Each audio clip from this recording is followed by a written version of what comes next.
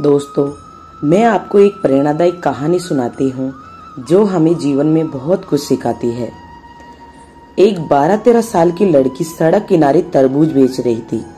विशाल ने गाड़ी रोकी और पूछा, बेटा तरबूज कैसे दिए? लड़की बोली, एक पीस के 50 रुपए सर, 5 किलो का है। पिछली सीट पर बैठी उनकी पत्नी भाविका बोली, इतना महंगा है, चलो आगे से ले लेते हैं। विशाल ने कहा कि इतना महंगा कहाँ है, आप बाजार से 20 रुपए किलो में लेते हैं। भाविका ने कहा, खरीदारी का हुनर तुम्हें पता नहीं है, मैं कीमत तय कर लेती हूँ। उन्होंने लड़की से कहा, अगर तुम 30 रुपए में देना चाहती हो तो दो, हमें और कुछ देना नहीं है। बेटी बोली, आंटी मुझे 40 रुपए में तो पड़ता है, चलो 45 रुपए दे दीजिए, इससे सस्ता मैं नहीं दे सकती। भाविका ने कहा, झूठ मत बोलो। ये कहते हुए उन्होंने अपनी गोद में बैठे अपने 4 साल के बेटे की ओर इशारा करके कहा कि ये तुम्हारा छोटा भाई जैसा लगता है, इसके लिए थोड़ा सस्ता कर दो। खूबसूरत बच्चे को देखकर बेटी कार की तरफ आई, गाल पर हाथ फेरकर बोली, सच में मेरा भाई बहुत हैंडसम है आंटी। भाविका ने बेटे को दीदी को नमस्ते कहा। बच्चे ने भी प्यार से नमस्ते कहा।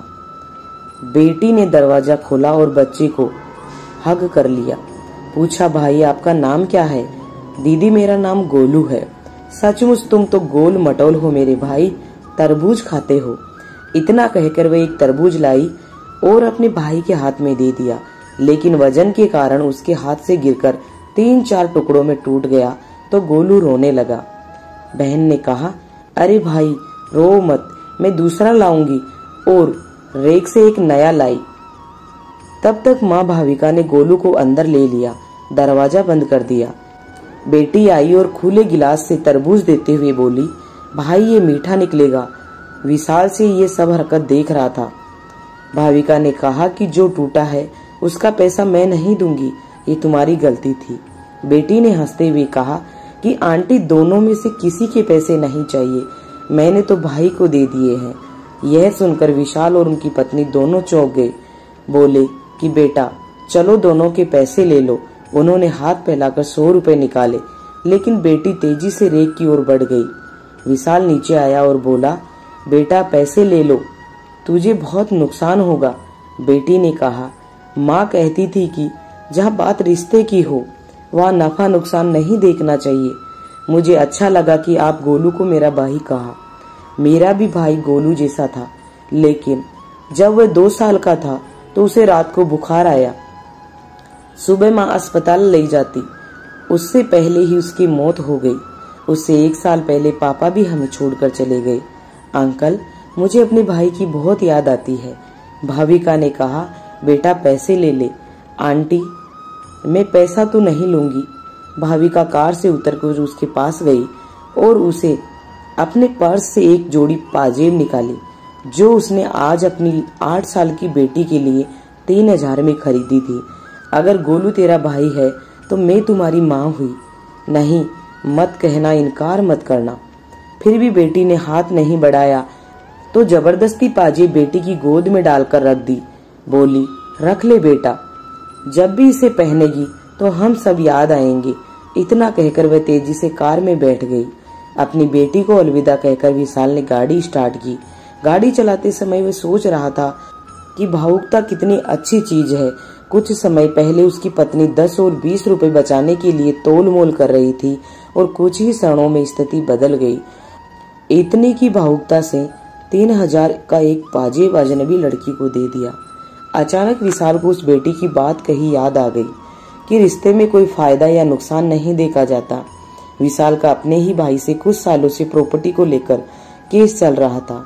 तुरंत उसने फोन लगाया और बोला, भाई विशाल बोल रहा हूँ। सामने से भाई बोला, क्यों फोन किया है?